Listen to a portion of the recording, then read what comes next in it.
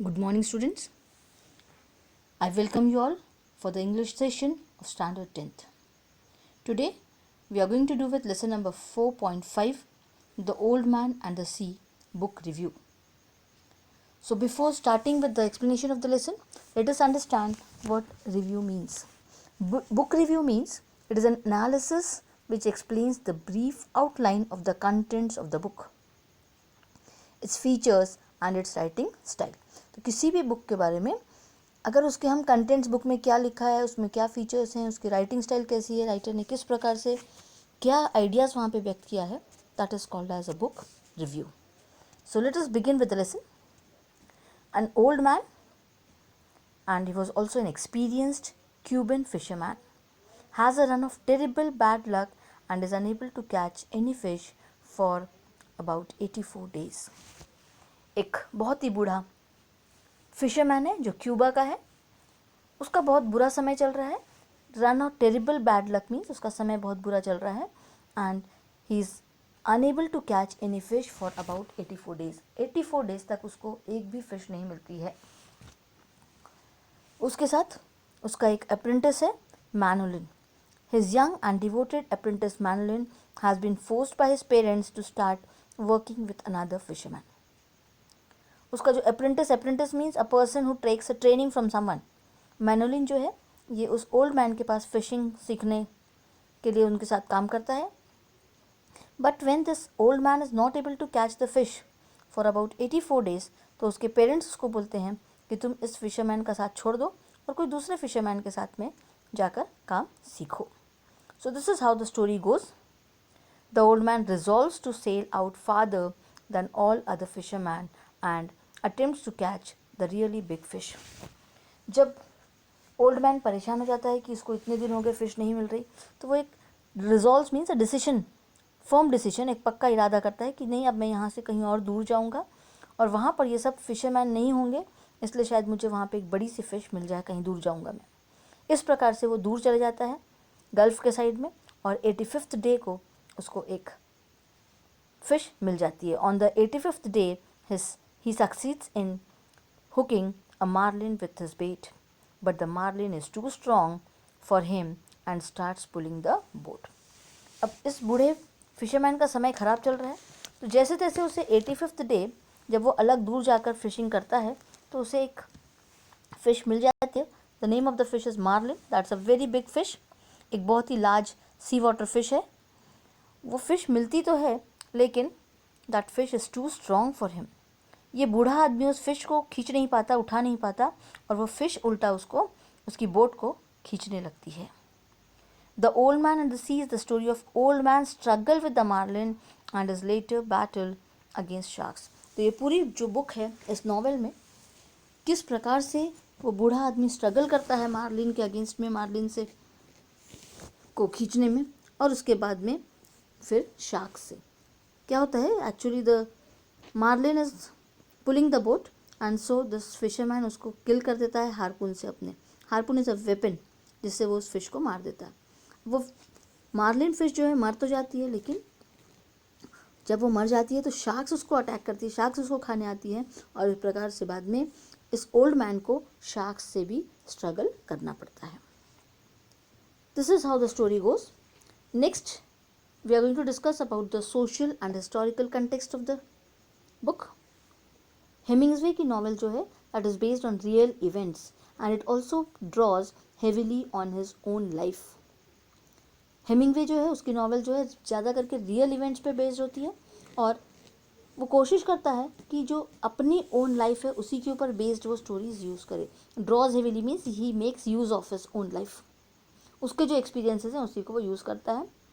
He had experience of fishing in the Cuban waters and like the old man he was also a fan of baseball. तो ये जो Cuba में fisherman है उसको भी, इस राइटर को भी, हेमिंग्सवे को भी एक मौका मिला था कि वहाँ पर वो क्यूबन वाटर्स में जाके फिशिंग करे, और वो भी बेसबॉल का एक बहुत बड़ा फ़ैन था. He worked for the Red Cross Society during the First World War and was injured by shrapnel when he was in Italy. जब फर्स्ट वर्ल्ड वॉर चल रहा था, so he was working for the Red Cross और उस समय उसको injury हुई थी by shrapnel. Shrapnel is a hollow projectile containing bullets. उसमें उसको इंजरी हो गई थी जब वो इटली में था. अब हेमिंगवे जो है, he talks about the need to struggle against defeat और डेथ. तो वो ये बताना चाहता है कि किस प्रकार से हमें डिफ़िकल्ट सिचुएशंस में जब हमारी हार होती है या हम डेथ के करीब होते हैं तो हमको लड़ना चाहिए, and how determination and endurance can help one two win in this struggle. इस समय हमें अपने आप को फर्म, डिटर्मिनेशन मीन्स फर्म और endurance means power of coping stress, stress से दूर हमको रहना चाहिए, तभी हमें किसी भी चीज़ में सफलता मिल सकती है. The old man is at the end of the novel very near death, but we know that the story of his suffering and loss will live in the memories of the people of his village. जब वो old man struggle करता हुआ Marlin से और shark से लड़ता हुआ वापस आता है, he is very near death, यानी ऑलमोस्ट उसकी हालत बहुत ही ख़राब हो चुकी है, बट जो भी उसने सफरिंग्स झेले हैं, जो भी उसने सहन किया है, वो सब लोगों के दिमाग में, मेमोरीज़ में, याद में रह जाएगी, क्योंकि उसने इतना बड़ा काम किया था. इतना बूढ़ा होने के बाद भी वो स्ट्रगल करके वापस आया था. Ultimately his story becomes one of triumph because the tales of his life will live even after his death. उसकी डेथ के बाद में भी ये स्टोरी लोग याद रखेंगे, नॉवेल को याद रखेंगे, because he has done such a great work.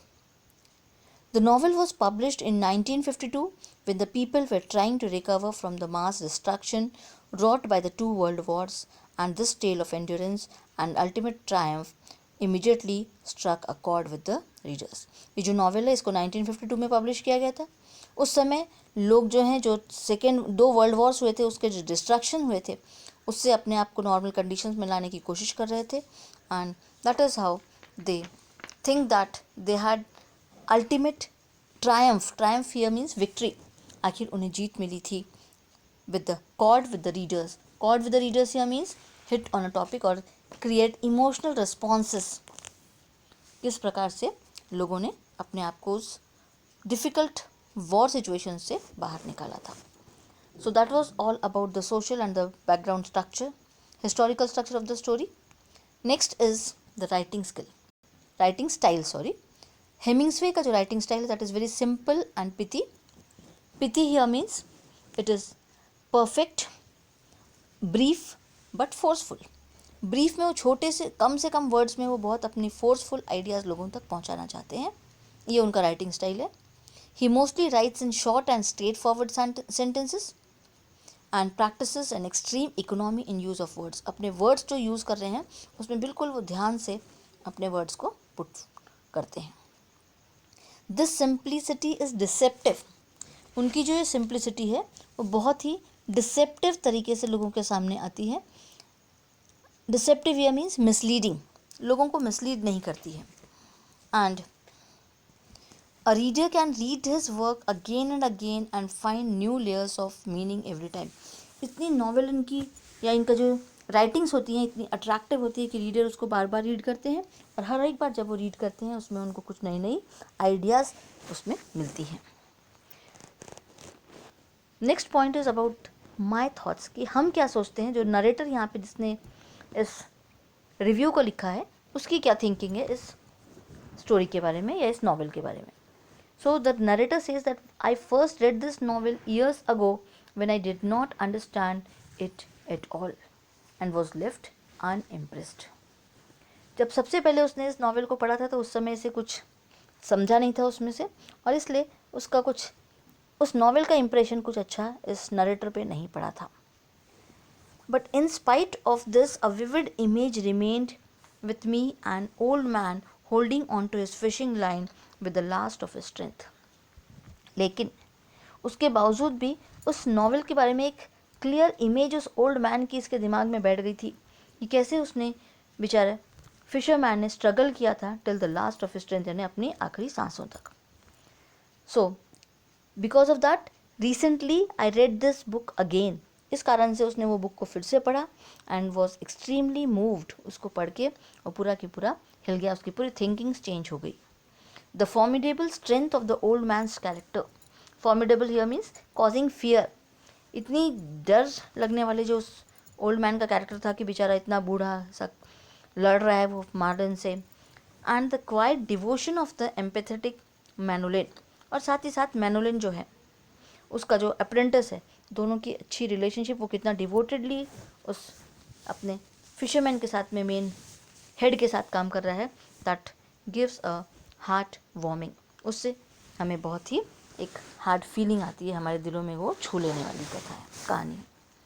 हेमिंग्सवे description of the sea and the creatures of the water are beautiful.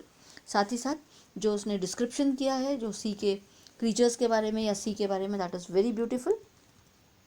The marlin fights for his life desperately. जैसे इस ओल्ड मैन ने पूरे समय उस मार्लिन से लड़ा है, उसी प्रकार वो मार्लिन भी बहुत ही स्ट्रगल करती हुई उस ओल्ड मैन से लड़ रही थी। And because of that sometimes the reader gets confuse कि हमारी सिंपैथी इस मार्लिन के साथ होना चाहिए या उस ओल्ड मैन के साथ होना चाहिए। But as the novel progresses the old man and the marlin are inseparably linked, both stand for the same ideals. लेकिन दोनों के बीच में एक बहुत ही कॉमन चीज़ है, दोनों की एक लिंक है, दैट दोनों भी जो हैं marlin that is the fish and the old man that is the fisherman, दोनों के आइडियल सेम है, दोनों स्ट्रगल कर रहे हैं, they are both struggling against destruction, दोनों अपने अपने लाइफ के लिए लड़ना जारी है उनका। So this is how we write the book review. That's all for this. Thank you, have a nice day.